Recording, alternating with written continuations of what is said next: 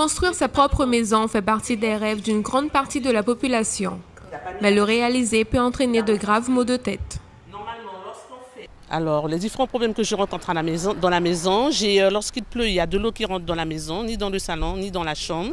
J'ai des remontées d'eau dans l'évier. J'ai la canalisation derrière pour les salles d'eau qui tombent par terre. Et ça ne passe pas par le tuyau. J'ai la peinture qui est mal faite. J'ai toute la peinture qui est sortie. J'ai des carreaux cassés. J'ai l'électricité qui est mal faite. Il y a tellement de problèmes que je ne sais plus quoi faire. Marine Darcheville a réalisé la réhabilitation de sa maison avec l'aide du Pacte de Guyane, mais durant les travaux et après la conclusion, la propriétaire a constaté de nombreuses irrégularités, qui selon elle sont dues à des fautes professionnelles de la part du Pacte et de l'entrepreneur.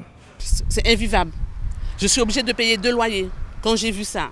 Parce que c'est un moment que ça traînait. J'ai dit, bon, il faut que je rentre dans la maison. Et heureusement que je suis rentrée, ça va faire 2 semaines que je suis là, que j'ai pu voir qu'il y avait de l'eau qui rentrait dans la voiture, dans la maison. Lorsqu'il pleut, la porte que vous voyez là, on ne peut pas l'ouvrir. Quand j'ai fait la réclamation, qu'est-ce qu'ils m'ont fait avec monsieur le directeur, monsieur Julien?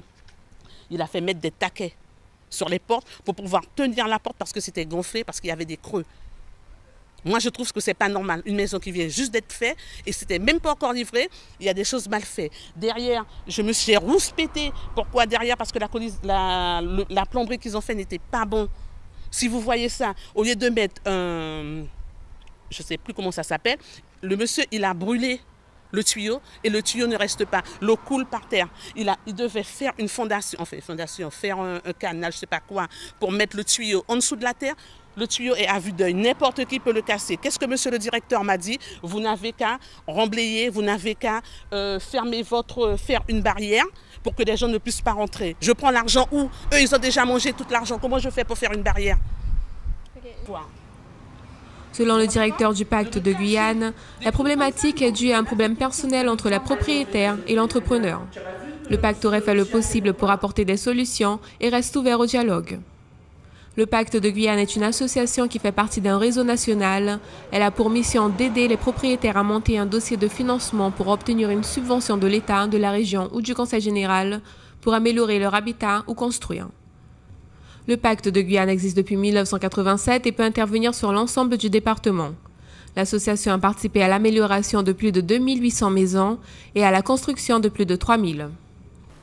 Alors ce sont essentiellement des critères d'ordre financier par rapport au plafond de ressources, puisque ce sont des aides publiques. Donc il y a des plafonds de ressources au niveau de l'État et il faut donc être en dessous des plafonds de ressources en fonction de la composition de la famille pour avoir droit donc à une aide de l'État, donc une aide pour le montage du dossier dans le cadre du pacte.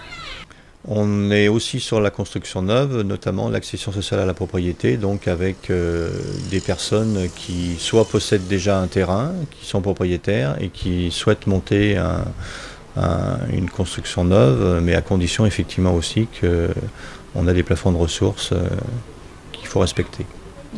Jusqu'à la fin de ce reportage, nous n'avons pas réussi à joindre l'entrepreneur chargé de la construction. Pour éviter ce genre de situation, il est important de bien choisir les collaborateurs et de planifier chaque étape de la construction.